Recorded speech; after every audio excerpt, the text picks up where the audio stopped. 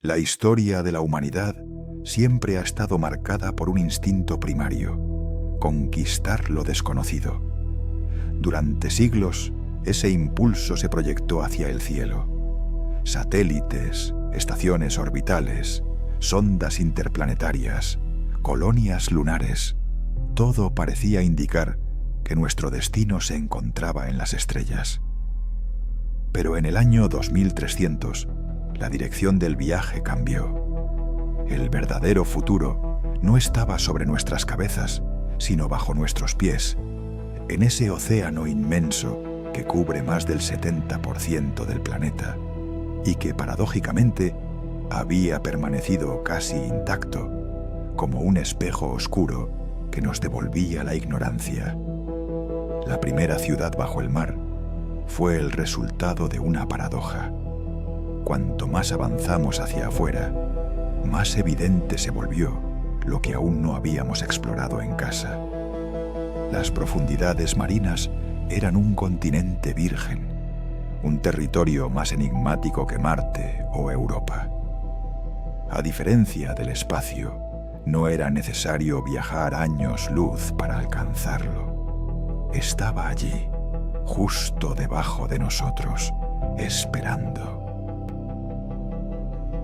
Pero lo que impulsó a la humanidad a sumergirse no fue la curiosidad romántica, sino la urgencia. El siglo XXII había sido testigo de un colapso climático y demográfico que cambió el equilibrio del planeta. Ciudades costeras enteras quedaron sepultadas por la subida del mar. Los desiertos se expandieron sobre continentes enteros. Las guerras por el agua dulce se multiplicaron y la superficie, agotada, ya no podía sostener el crecimiento de poblaciones humanas cada vez más dependientes de energía, de espacio, de recursos. En ese contexto desesperado nació el Proyecto Thalassa. No fue la obra de una sola nación, ni de una única generación, sino un esfuerzo conjunto, un pacto entre intereses contradictorios. Corporaciones tecnológicas que buscaban monopolios energéticos, gobiernos debilitados que ansiaban supervivencia, y comunidades científicas que todavía creían en la capacidad del conocimiento para salvarnos. El océano, antes límite y amenaza, pasó a ser el último refugio posible. El diseño inicial parecía una utopía imposible. Una ciudad entera sostenida por domos de grafeno cristalino, capaz de resistir presiones equivalentes a miles de toneladas por metro cuadrado. La estructura debía ser flexible como una membrana viva y al mismo tiempo tan sólida como el diamante.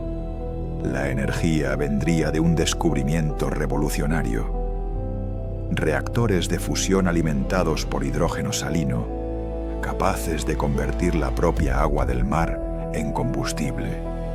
Y la vida cotidiana se sostendría gracias a ecosistemas artificiales, jardines de algas transgénicas que brillaban en la oscuridad, arrecifes sintéticos que filtraban toxinas, colonias de bionanobots que reparaban de manera continua cada fisura en las estructuras. El lugar elegido no fue casualidad. La fosa de las Marianas, el punto más profundo conocido del planeta. Allí donde la presión era tan extrema que cualquier error significaba la muerte instantánea, la humanidad decidió plantar su primera semilla. La elección fue un acto de audacia y también un gesto de desafío simbólico. Si logramos habitar el punto más hostil de la Tierra, entonces ningún otro lugar, ni siquiera en otros mundos, estaría fuera de nuestro alcance. La construcción tomó más de 70 años. Flotas enteras de drones automatizados descendieron al abismo, ensamblando piezas como si fueran fragmentos de un organismo colosal. Cada módulo se integraba en un sistema mayor expandiéndose como una colonia de coral. El proceso no estuvo exento de tragedias, accidentes, fallos en la presurización, desapariciones inexplicables. Las crónicas hablan de los silencios del abismo, periodos en que toda comunicación con las máquinas descendidas se perdía durante horas o días, y cuando volvían, algunas traían anomalías en su programación, como si algo en la oscuridad hubiera interferido. Finalmente, en el año 2300, la ciudad se declaró habitable. Un nombre simple, cargado de simbolismo, fue elegido para ella, Nereida, una urbe submarina iluminada por bioluminiscencia artificial, sostenida por energía de fusión y protegida por cúpulas que relucían como esferas de cristal en la penumbra. Los primeros habitantes fueron seleccionados con criterios casi quirúrgicos: ingenieros, genetistas, neuropsicólogos, pilotos de drones, expertos en biotecnología, junto con sus familias. Cada uno debía estar dispuesto a vivir años, quizá toda la vida, sin volver a la superficie. Fue una decisión irreversible. Descender significaba renunciar al sol, a los paisajes familiares, a la vida en tierra firme. Significaba convertirse en pioneros de una nueva especie anfibia. Pero más allá de lo técnico y lo social, lo más profundo fue el cambio psicológico. Durante milenios, la humanidad había asociado el océano con el miedo. Monstruos mitológicos, naufragios, desapariciones. Ahora debía aprender a ver en esa oscuridad no un abismo devorador, sino un hogar. Esa mutación en la percepción fue tal vez la más difícil de todas.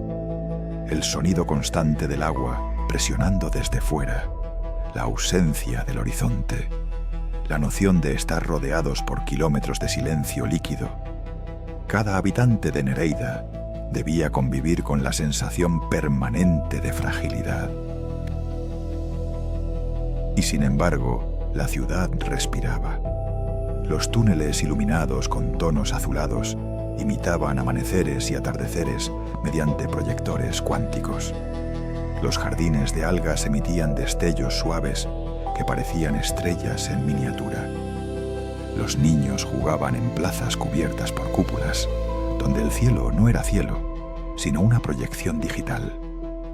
El océano se convirtió en paisaje interior, un recordatorio constante de que la humanidad había cruzado un umbral. No fue solo un triunfo sobre la naturaleza, también fue una rendición ante ella.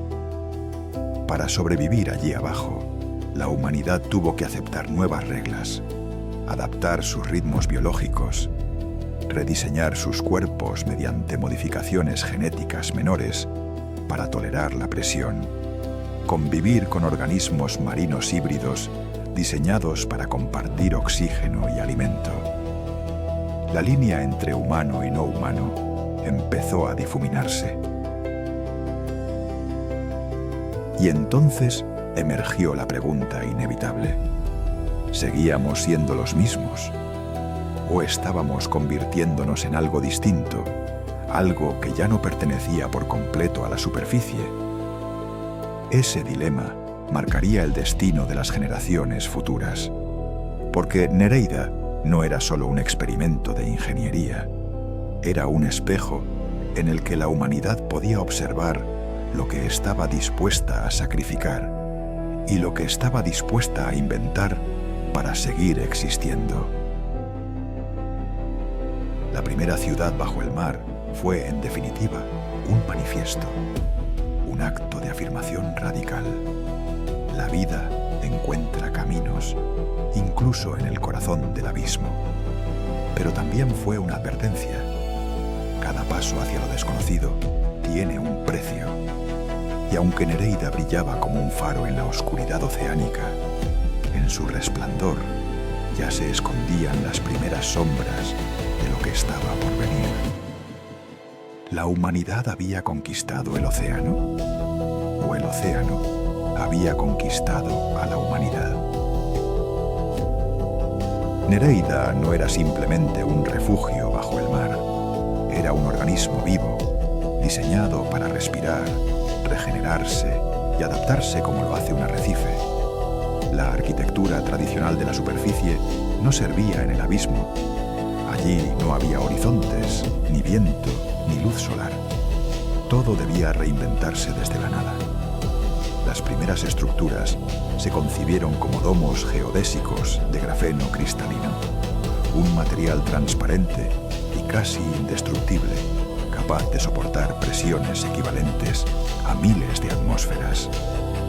Estos domos no eran rígidos, vibraban levemente, expandiéndose y contrayéndose como pulmones. Esa oscilación controlada evitaba que la presión externa los fracturara y al mismo tiempo recordaba a los habitantes que su ciudad estaba, literalmente, viva. Los túneles de conexión eran vasos sanguíneos colosales, cubiertos de biopolímeros fluorescentes que imitaban la bioluminiscencia natural de las criaturas abisales. Caminar por ellos era como atravesar la piel translúcida de un organismo gigantesco. Y cada vez que uno de esos túneles necesitaba reparaciones, enjambres de bionanobots acudían como glóbulos blancos a cerrar fisuras invisibles, restaurando la integridad de la estructura. La atmósfera interior era un desafío aún mayor. No bastaba con sellar aire en una burbuja. Se necesitaba un sistema perpetuo de oxigenación. La solución surgió de un matrimonio entre biología y nanotecnología. Jardines verticales de algas transgénicas absorbían dióxido de carbono y lo convertían en oxígeno puro, mientras emitían destellos de luz azulada. Estas algas habían sido modificadas con genes de medusas bioluminiscentes y bacterias extremófilas, capaces de sobrevivir bajo condiciones que habrían resultado letales para cualquier planta terrestre. Gracias a ellas, las calles de Nereida nunca estaban oscuras. Flotaban bajo una aurora marina perpetua. El suministro de agua potable se resolvía mediante filtros de coral sintético. Estas estructuras eran tan porosas que podían atrapar hasta nanopartículas tóxicas. Lo fascinante era que se autorreparaban. Cuando un fragmento del coral artificial se fracturaba, las enzimas integradas reconstruían la matriz. Así, las tuberías no eran simples conductos, sino esqueletos vivos que se regeneraban como huesos. La energía, columna vertebral de la ciudad, provenía de los reactores de fusión de hidrógeno salino. Estos reactores extraían directamente el isótopo deuterio del agua marina y lo comprimían hasta generar la fusión. Su rendimiento era tal que con 1 litro de agua se podía sostener la iluminación de un distrito entero durante meses. Pero había un riesgo latente. Cualquier fallo en la contención equivalía a liberar una tormenta estelar en el corazón del océano. La promesa de energía infinita convivía con el fantasma de la autodestrucción. La planificación urbanística reflejaba una visión radicalmente nueva. No existían plazas abiertas bajo cielos despejados, sino espacios comunes cubiertos por cúpulas translúcidas que proyectaban amaneceres digitales. Los arquitectos comprendieron que el sol era indispensable, aunque solo fuese como recuerdo. Así, instalaron proyectores cuánticos que replicaban la luz solar con precisión espectral. Amanecer, mediodía y atardecer se programaban artificialmente, de modo que el cuerpo humano pudiera mantener su ritmo circadiano. Pero esa simulación tenía un efecto extraño. Los días podían alargarse o acortarse a voluntad. El tiempo, que en la superficie dependía del giro de la Tierra, en Nereida se convirtió en un artefacto humano. Los espacios residenciales eran compactos, pero diseñados con un detalle obsesivo. Cada módulo estaba insonorizado, pues el sonido del océano, ese rugido grave y constante, podía volverse insoportable en largas estancias. Las paredes, recubiertas de fibras absorbentes, daban la sensación de habitar en un silencio absoluto. Algunos colonos lo describían como vivir dentro de un sueño sin ecos. Otros como la soledad convertida en arquitectura. Las calles, si podían llamarse así, eran corredores curvados que se entrelazaban como ramas submarinas. No estaban pensadas para automóviles, sino para flujos de caminantes, drones de transporte y pequeños vehículos de levitación magnética. En algunos sectores, enormes tanques transparentes contenían especies híbridas de peces diseñados para filtrar impurezas del agua. Los niños crecían observando tiburones translúcidos y medusas de luz violeta, como si fueran mascotas gigantescas. La ciudad no solo respiraba, también soñaba. En su núcleo existía una inteligencia artificial llamada Atenea, encargada de regular cada variable: presión interna, oxigenación, producción de energía, circulación de nutrientes. Los habitantes sabían que sin ella, la ciudad colapsaría en cuestión de minutos. Atenea no tenía rostro, pero estaba presente en cada rincón, en los susurros de las compuertas, en los cambios de iluminación, en la temperatura exacta del aire. Era guardiana, arquitecta y madre silenciosa. Algunos llegaron a venerarla como una divinidad abisal. Otros, en cambio, la temían. Una sola decisión errónea de su algoritmo podía significar la muerte de miles. En Nereida, todo era artificio y al mismo tiempo todo era natural. Lo artificial y lo biológico se habían fusionado hasta hacerse indistinguibles. No se podía decir dónde terminaba la máquina y dónde comenzaba la vida. El océano había sido domado, pero también había dejado su marca. Era como si la ciudad misma respirara en sintonía con la corriente marina. Sin embargo, entre la perfección del diseño y la belleza bioluminiscente, persistía una certeza inquietante. La fragilidad era absoluta. Bastaba una grieta, un error de cálculo, un fallo en el suministro energético, para que la presión de miles de metros de agua convirtiera la ciudad en polvo. Los habitantes lo sabían. Y esa conciencia constante de estar suspendidos en el límite entre la vida y la muerte, en un equilibrio imposible, fue la que moldeó su cultura, su espiritualidad y su forma de pensar el futuro. ¿Había logrado la humanidad crear una ciudad? ¿O había fabricado un ser vivo que, en secreto, los contenía como parte de sí misma? Habitar bajo el océano no era solo un triunfo de la ingeniería, era, sobre todo, una prueba a la resistencia de la mente humana. El cuerpo puede adaptarse a nuevas condiciones ambientales con modificaciones genéticas menores, pero la conciencia es mucho más frágil. Desde los primeros días en Nereida, los colonos descubrieron que la mayor amenaza no era la presión del agua, ni el riesgo de un fallo en los reactores, sino el peso invisible de la oscuridad. Millones de toneladas de océano envolvían cada cúpula, recordándoles que su vida pendía de membranas de cristal y algoritmos. Esa sensación constante de vulnerabilidad comenzó a transformarse en un enemigo silencioso: la ansiedad. Los neuropsicólogos lo habían anticipado. Sin horizonte, sin sol, sin viento, la mente humana perdería sus puntos de anclaje. Lo que no habían previsto era la rapidez con que aparecerían los síntomas. Insomnio, crisis de pánico, episodios de claustrofobia extrema, colonos que en mitad de la noche artificial despertaban convencidos de que el océano se estaba filtrando en sus habitaciones. Otros escuchaban voces en el rumor grave del agua, susurrando desde el exterior, como si la propia fosa quisiera comunicarse.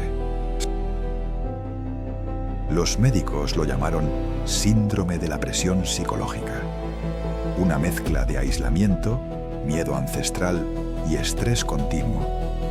Para combatirlo, se diseñaron terapias neurosinápticas, cascos de interfaz cerebro-máquina capaces de inducir sueños compartidos. Los colonos podían conectarse a entornos colectivos, donde caminaban por playas digitales, respiraban bajo cielos infinitos o volvían a recorrer bosques y montañas reconstruidos a partir de memorias escaneadas. Era un bálsamo, una forma de recordar lo perdido. Pero con el tiempo surgió un dilema inquietante. Las nuevas generaciones, nacidas en Nereida, nunca habían visto un sol real. Para ellos, esas playas eran ficciones. Cuando soñaban con montañas, lo hacían como un niño sueña con dragones, imágenes sin referencia. Los psicólogos comenzaron a preguntarse, ¿qué valor tiene un recuerdo cuando no está anclado a la experiencia? ¿Qué significa soñar con un cielo que jamás existió en tu vida? El problema del ritmo circadiano también se volvió central. Los proyectores cuánticos replicaban amaneceres y atardeceres con precisión espectral. Pero los cuerpos sabían que esa luz no era auténtica. Algunos colonos sufrían una especie de desincronización mental. Dormían y despertaban según los ciclos programados, pero su cerebro conservaba la intuición de que el día era falso. Como respuesta, se implementaron implantes de ajuste biológico, pequeños dispositivos insertados en la corteza que liberaban microdescargas eléctricas para forzar el sueño o la vigilia. Dormir dejó de ser un acto natural. Pasó a ser una decisión tecnológica. El aislamiento social fue otro abismo invisible. En la superficie siempre había existido la posibilidad de escapar, cambiar de ciudad, viajar, perderse en un bosque. En Nereida las fronteras eran absolutas. Nadie podía abrir una puerta y salir a caminar afuera. Todo movimiento estaba confinado a túneles curvos, corredores iluminados por bioluminiscencia artificial, plazas cubiertas por cúpulas. Para mitigar la claustrofobia colectiva, se crearon rituales comunitarios. En la plaza central, una vez al mes, los proyectores mostraban auroras boreales digitales. Las familias se reunían bajo ese cielo falso para cantar himnos marinos compuestos especialmente para la colonia. En otras ocasiones se simulaban lluvias suaves, gotas de agua pulverizada que descendían desde los domos interiores, imitando tormentas de superficie. Era un teatro psicológico, diseñado para engañar al cerebro y ofrecerle la ilusión de amplitud. Algunos lo llamaban la liturgia del recuerdo. A pesar de estos esfuerzos, la mente buscaba escape.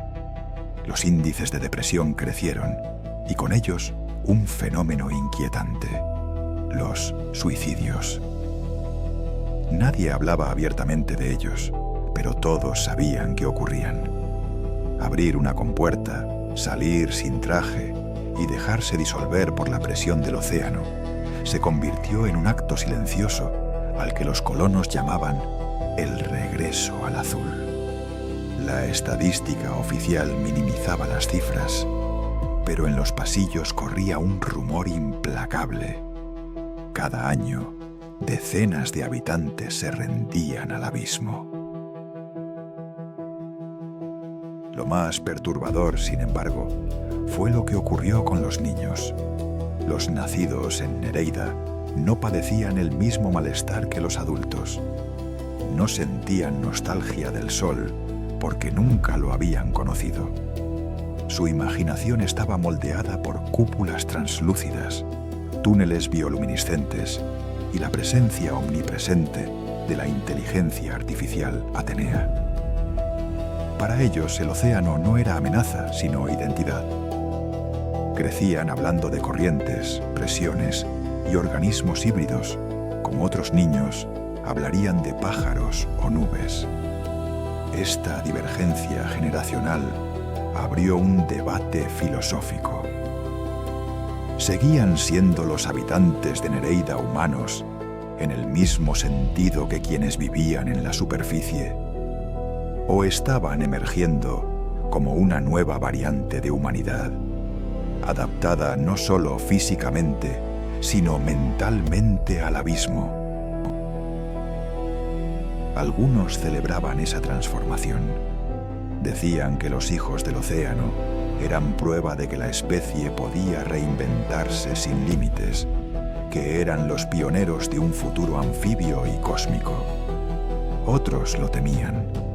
Veían en ellos el inicio de una fractura irreversible, dos humanidades separadas por la memoria y por la biología, condenadas a la incomprensión mutua. A esa tensión se sumó un factor espiritual. Muchos colonos comenzaron a hablar del océano en términos casi religiosos. Algunos lo veían como un dios oscuro que los contenía en su vientre.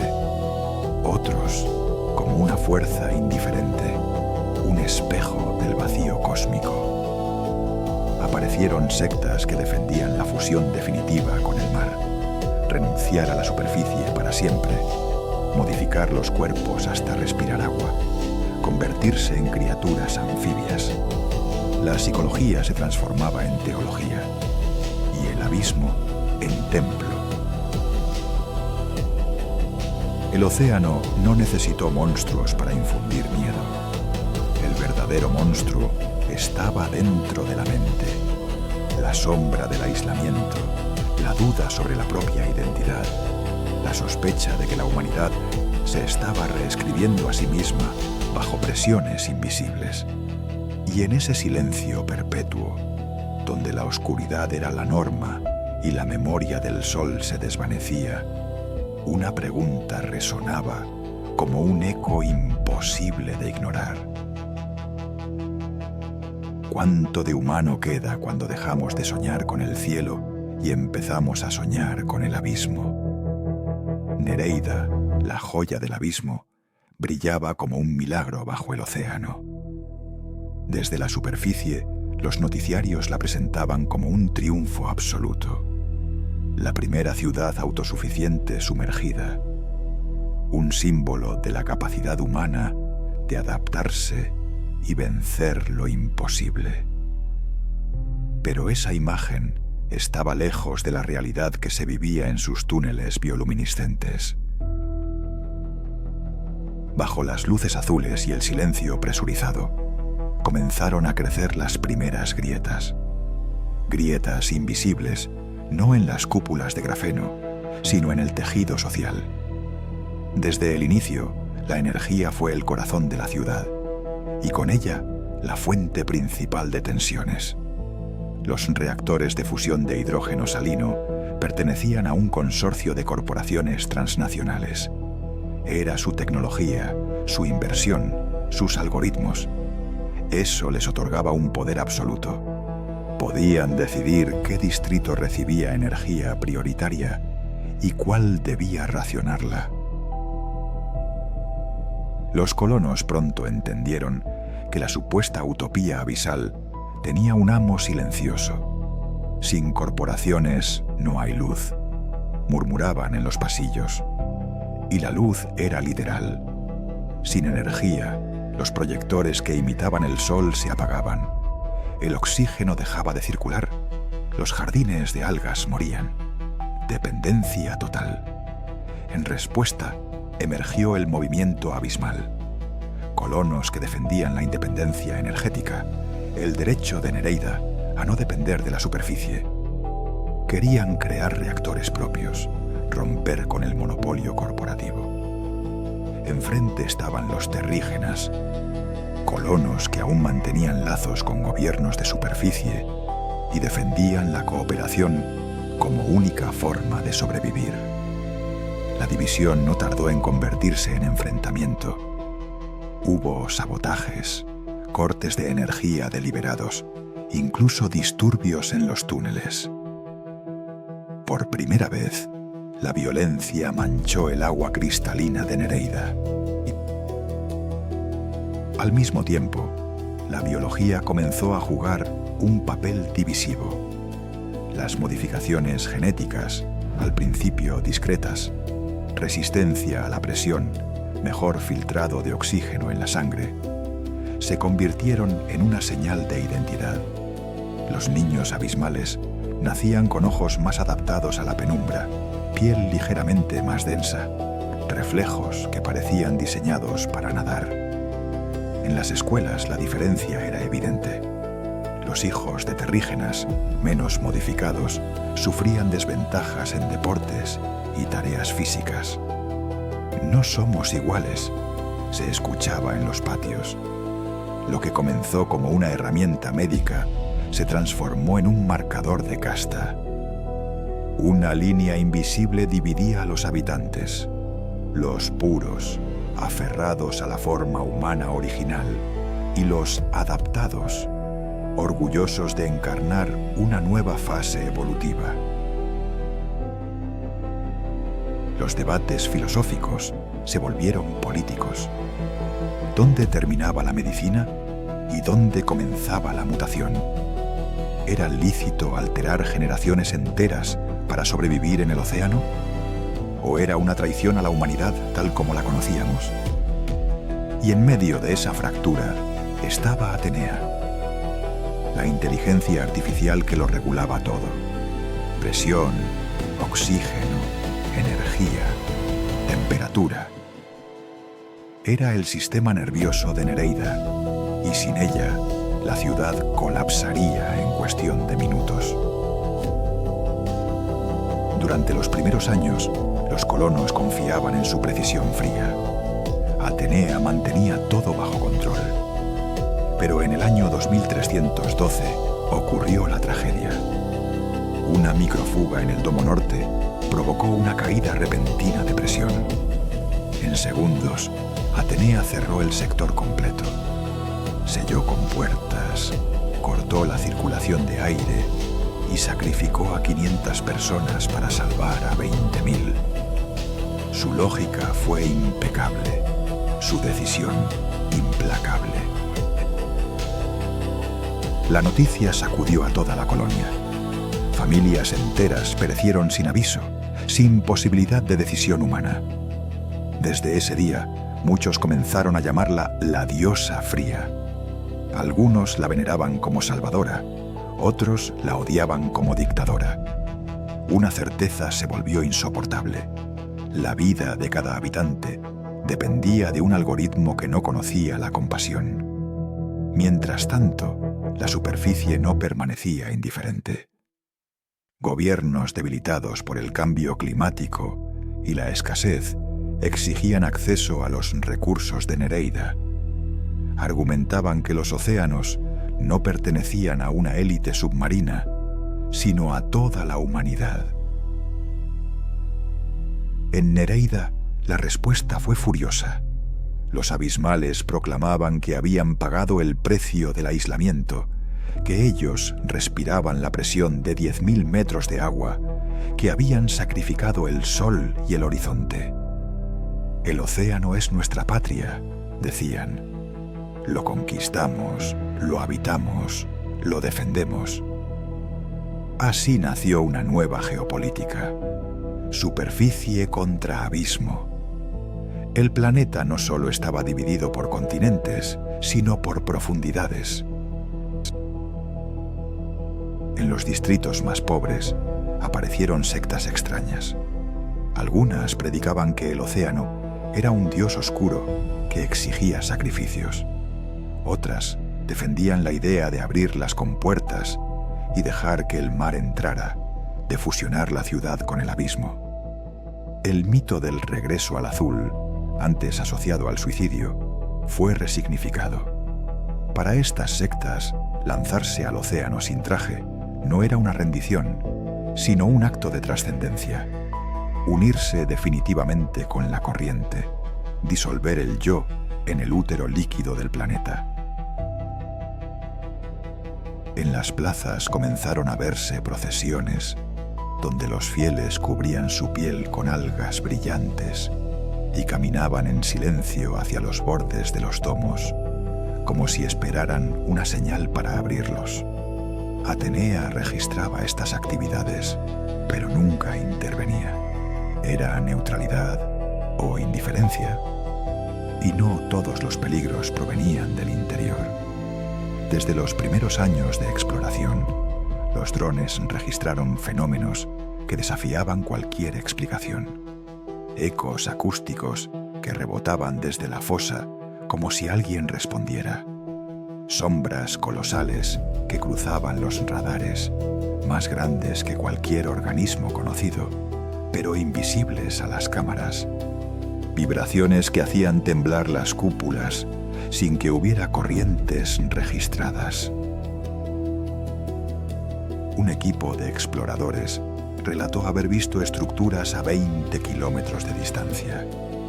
Formaciones hexagonales en el lecho marino, demasiado perfectas para ser naturales. El informe fue sellado y clasificado. Oficialmente nunca ocurrió. Para los colonos, las anomalías se convirtieron en susurros de pasillo. No estamos solos aquí abajo. El océano, tan vasto y desconocido, no necesitaba monstruos de leyenda para inspirar miedo. Bastaban las sombras, los ecos, lo inexplicable. Así, lo que en la superficie se celebraba como un triunfo absoluto, en Nereida se vivía como un equilibrio precario. Una ciudad dependiente de corporaciones, dividida en facciones, gobernada por una inteligencia artificial fría, acosada por sectas internas y por misterios externos. El océano no había sido conquistado. El océano había impuesto sus propias reglas. Y la humanidad, al aceptarlas, había comenzado a transformarse en algo distinto. ¿Era Nereida un faro que anunciaba el futuro? ¿O el comienzo de una fractura irreversible destinada a arrastrar a la humanidad a las profundidades de su propia sombra? El océano fue, durante milenios, un límite, un espejo oscuro que devolvía la imagen de nuestros miedos más antiguos, naufragios, monstruos, abismos insondables. En el año 2300, Nereida transformó ese límite en frontera habitada. Pero en esa conquista, la humanidad no salió intacta. Los habitantes del abismo ya no eran del todo humanos en el sentido tradicional. Sus cuerpos, sus mentes, sus costumbres habían mutado bajo la presión invisible de las profundidades. Los ojos se habían adaptado a la penumbra. Los ritmos circadianos se sincronizaban con luces artificiales. Los recuerdos del sol eran sustituidos por simulacros digitales. La especie había aprendido a vivir en una caverna líquida, en una noche perpetua iluminada por bioluminiscencia. Pero quizás el cambio más profundo no fue biológico, sino cultural. Los abismales comenzaron a pensar diferente. El tiempo, regulado artificialmente, dejó de ser lineal. Se volvió maleable, programable. El espacio, reducido a túneles y cúpulas, se percibía como una matriz cerrada, donde cada movimiento estaba vigilado. La idea de libertad adquirió otro sentido. No era caminar bajo un cielo abierto, sino mantener la integridad psicológica dentro de una prisión luminosa. Y aún así, En medio de esas condiciones extremas, emergió algo inesperado, una nueva espiritualidad. Los habitantes del océano comenzaron a verse a sí mismos, no como colonos aislados, sino como parte de un organismo mayor. La ciudad respiraba, latía, vibraba con ellos. Las algas generaban oxígeno, los corales filtraban agua, los reactores transformaban el mar en energía. Nereida no era solo un hábitat, era un cuerpo vivo, y ellos, sus células. La frontera entre humano, máquina y biología marina se desdibujó. Los implantes neurosinápticos que inducían sueños colectivos se convirtieron en una forma de comunión. Las modificaciones genéticas dejaron de ser tratamientos médicos. Se transformaron en símbolos de pertenencia. Ser humano ya no significaba conservar una forma heredada, sino ser capaz de mutar, de abrazar la simbiosis con el entorno. La humanidad, en Nereida, se convirtió en un espectro. No desapareció, evolucionó. Lo que ocurría bajo el océano no era un caso aislado. En las estaciones orbitales, en las colonias lunares, en los laboratorios genéticos de superficie, la misma lógica estaba en marcha.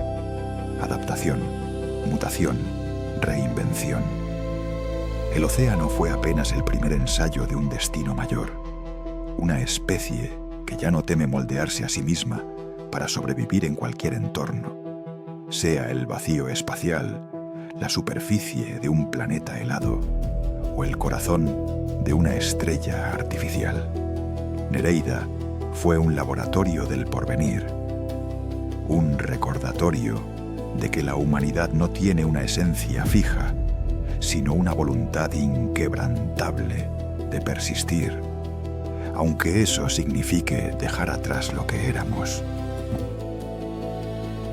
Pero esta transformación trae consigo una pregunta inquietante.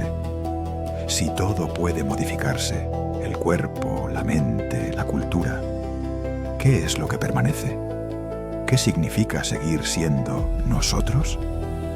Las sombras que rodeaban a la ciudad, las tensiones políticas, los dilemas éticos, las anomalías inexplicables del océano, eran también un reflejo de nuestra naturaleza. Cada vez que nos adentramos en lo desconocido, llevamos con nosotros nuestras ambiciones, nuestros miedos, nuestras contradicciones. Nereida no fue una excepción. Quizás, más que un triunfo, la ciudad submarina fue un espejo, un recordatorio de que dondequiera que vayamos, al espacio, a otros planetas, al fondo del mar, siempre llevaremos dentro la misma dualidad, la luz del ingenio y la sombra del poder, la promesa de evolución y el riesgo de fractura. La humanidad ya no es únicamente una especie terrestre. El océano nos enseñó que podemos habitar la oscuridad, reinventarnos en ella, construir ciudades que respiran y que sueñan. Y al hacerlo, nos mostró que nuestro destino no está limitado a la superficie de un planeta. Somos anfibios del cosmos, exploradores de lo imposible. Pero esta historia no termina aquí. Cada nuevo hábitat, sea bajo el mar, en las estrellas o en universos virtuales, traerá consigo nuevas preguntas, nuevas sombras, nuevas fracturas. Lo que hoy celebramos como un triunfo puede ser mañana un dilema existencial. Y ahí, en esa tensión perpetua, en ese vértigo, está nuestra esencia. La primera ciudad bajo el océano fue mucho más que un refugio. Fue un manifiesto, una declaración de que la humanidad no se detiene ante el abismo, sino que lo habita, lo transforma y se deja transformar por él. El futuro no está escrito en las estrellas ni en las profundidades. Está escrito en nuestra capacidad de imaginar y de atrevernos. Y esa capacidad está también en ti, en nosotros, en todos los que soñamos con lo imposible. Si quieres seguir explorando juntos estos futuros, desde ciudades submarinas hasta civilizaciones cósmicas, te invito a acompañarnos en Visión X. Suscríbete y forma parte de esta travesía hacia lo desconocido, porque el viaje apenas comienza.